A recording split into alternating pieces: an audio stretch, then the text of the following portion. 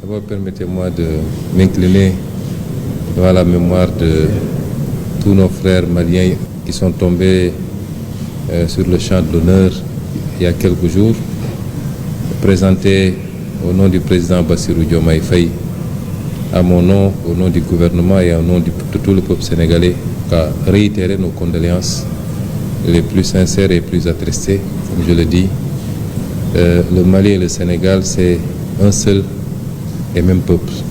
Nous partageons tellement de choses qu'on ne peut pas les énumérer ici. C'est pourquoi, quand un tel événement survient au Mali, c'est comme s'il était survenu au Sénégal.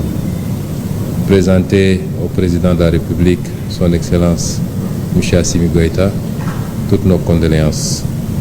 Remercier le peuple malien pour son accueil d'aujourd'hui à travers M. le Premier ministre, son Excellence M. Choguel Maïga, qui nous a très bien accueillis depuis notre descente d'avion, avec tout le gouvernement quasiment, nous a permis de faire une séance de travail avant d'être reçu aujourd'hui, actuellement par M.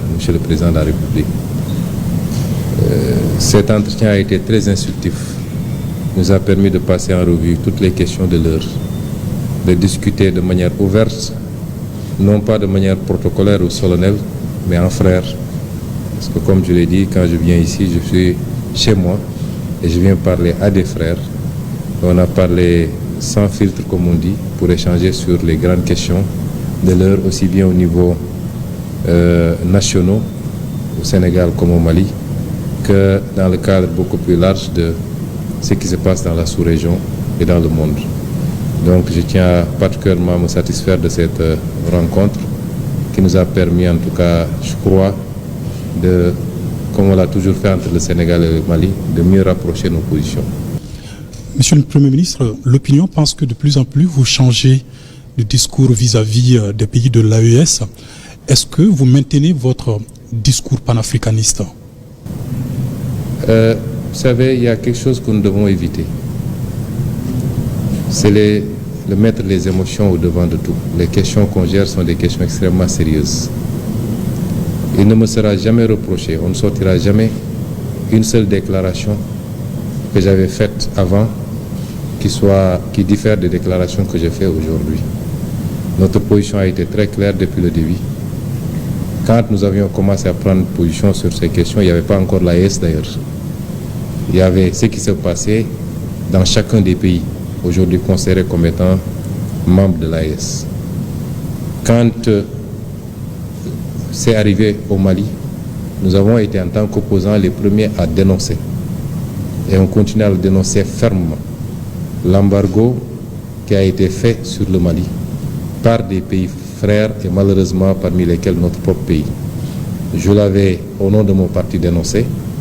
Je continue à le dénoncer et comme je l'ai dit, sous notre régime, ces genres de pratiques ne pourront jamais prospérer et personne ne passera par le Sénégal pour soit déstabiliser le Mali ou aucun autre pays frère ou alors lui imposer des sanctions de cette nature. Cela n'a pas changé, ça ne changera pas.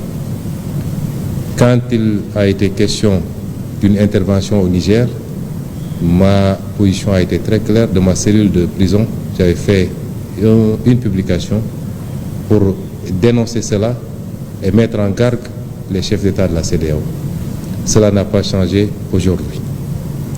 L'AES est venu après et personne ne sortira un seul discours où moi, en tant que président de mon parti opposant de l'époque, j'avais dit que nous rejoindrons telle ou telle organisation. Il faut arrêter ces amalgames. Nous n'avons jamais pris position pour dire que le Sénégal va rejoindre telle organisation ou telle autre. Ça, c'est la première chose. Nous sommes tous des pays souverains. Nous nous respectons. Nous devons nous respecter dans nos choix souverains. Et nous respectons le Mali dans ses choix. Nous respectons le Burkina dans ses choix. Nous respectons tout le monde. Des choix que nous comprenons, puisqu'on a toujours dit, et je l'ai rappelé bien après avoir été Premier ministre, que beaucoup d'erreurs ont été commises par les chefs d'État de la CEDEAO et que souvent on s'est intéressé beaucoup plus aux symptômes qu'aux causes réelles qui nous ont conduits à cela. Ça n'a pas changé chez nous. Alors qu'est-ce qu'on nous reproche? D'avoir ou d'être en train de travailler pour continuer à réunir la famille. Depuis quand on peut reprocher à un panafricaniste de faire tout pour qu'on reste dans des cadres solides plutôt que de nous diviser? C'est ça là qu'on reproche. Et donc ça veut dire qu'on a changé. Et je l'ai dit, quel que soit l'aboutissement ou le choix qui a été fait, cela ne changera absolument rien dans nos relations avec chacun des pays et les cadres qui seront mis en place. Au contraire, ça pourrait même les renforcer. Il faut que nous mettions les émotions de côté et que nous travaillions sur la base de préoccupations concrètes. Si on se dit panafricaniste, tout panafricaniste doit avoir comme seul et unique objectif de réunir les Africains au-delà de nos divergences. Je l'ai dit tout à l'heure avec le Premier ministre, les Européens se sont fait des guerres mondiales qui ont coûté des millions de vies et ils se sont retrouvés après. Donc, quelles que soient nos divergences, essayons, comme nos aïeux l'avaient fait pour créer l'Empire du Mali qui s'étendait d'ici au Sénégal, au Ghana et partout, nous ne pouvons pas faire moins qu'eux. Et c'est ça notre préoccupation. Mais si un pays souverain comme le Mali considère que les erreurs qui ont été commises justifient de sa part qu'il quitte, nous respectons cette souveraineté et cela ne changera absolument rien dans nos relations qui sont des relations séculaires et fraternelles. Vous partez avec quel message du président Assimi Goïta aujourd'hui? Le président a été très ouvert. On a eu une discussion très franche, très fraternelle.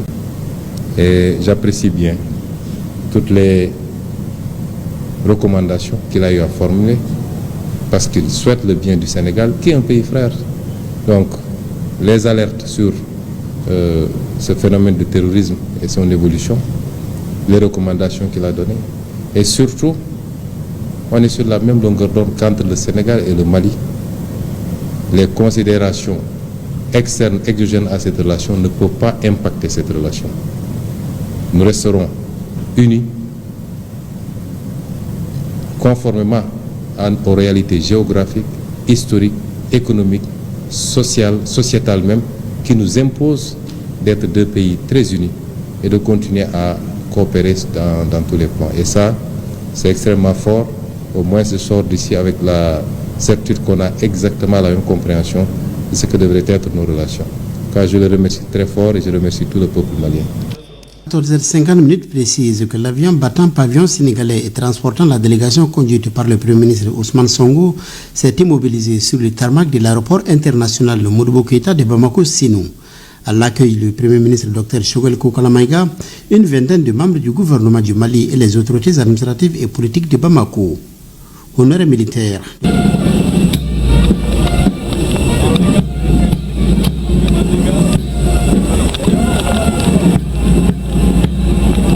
Le Premier ministre Ousmane Sonko est ensuite salué par les officiels.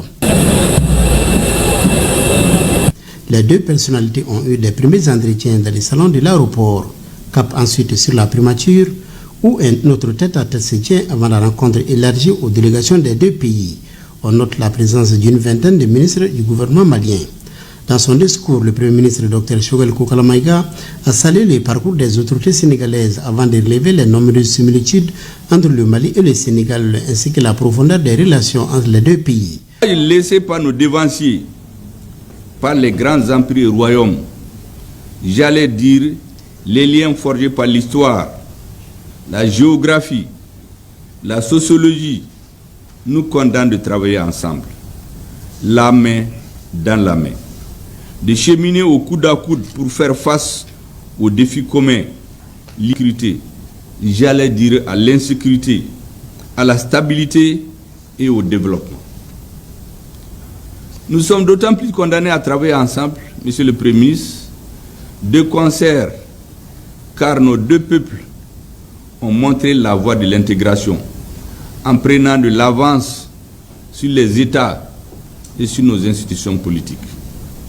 C'est le lieu de relever pour s'en réjouir la solidarité du peuple frère du Sénégal, malgré les péripéties politiques, envers le peuple malien pendant les 7 longs mois de sanctions illégales, injustes et inhumaines de la CEDEAO entre janvier et juillet 2022.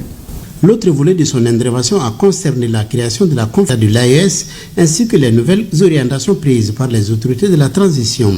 Il a aussi fustigé le comportement de la CEDEAO. Nous invitons tous les partenaires de bonne foi à avoir une lecture objective, lucide et équilibrée de la situation pour mieux comprendre et envisager les solutions basées sur l'écoute mutuelle, incompatibles avec l'ostracisme dont on a voulu frapper les pays de l'AES. Je le redis, l'AES n'est pas mise en place contre la CEDEAO. Elle est une alternative crédible à pour l'intégration sous-régionale. L'AES n'est pas le bourreau, elle est la victime. L'AES est engagée dans un combat de survie de ses États membres et de ses nations, pas des régimes politiques, comme certains tentent de le faire croire avec malice. Le Premier ministre sénégalais a commencé par s'incliner sur la mémoire des victimes de l'attaque des Tizawaten au nom du président sénégalais Bassirou Diomaye Faye et à son nom propre. Les sujets d'intérêt bilatéral communautaire avec en toile de fond la crise sécuritaire dans le Sahel ont été évoqués. Donc c'est un honneur et un plaisir d'être là pour pouvoir renouveler notre attachement à cette terre malienne, présenter nos salutations, mais également nous solidariser avec le peuple malien pour cette lutte qu'il mène, une lutte légitime pour sa souveraineté, mais une lutte également contre ce phénomène très lâche qu'on appelle le terrorisme. Et vous assurez que rien de ce qui pourra déstabiliser le Mali ne viendra du Sénégal, en tout cas pas sous notre régime. Devant la diversité, Ousmane Sonko appelle les pays de la sous-région à l'union avant de condamner une fois de plus la CEDEAO dans sa prise de décisions inhumaines. La CEDEAO a très mal géré ces considérations. Et si c'était notre régime qui était au pouvoir à l'époque où ça se faisait, nous aurions fermement posé notre veto et il n'y aurait jamais eu d'embargo contre le Mali venant du Sénégal. Nous l'avions dénoncé. Le Mali et le Sénégal ont beaucoup de choses en commun. Ousmane Sonko est donc, selon ses propres termes, venu réaffirmer la volonté de son pays de marcher main dans la main avec le Mali.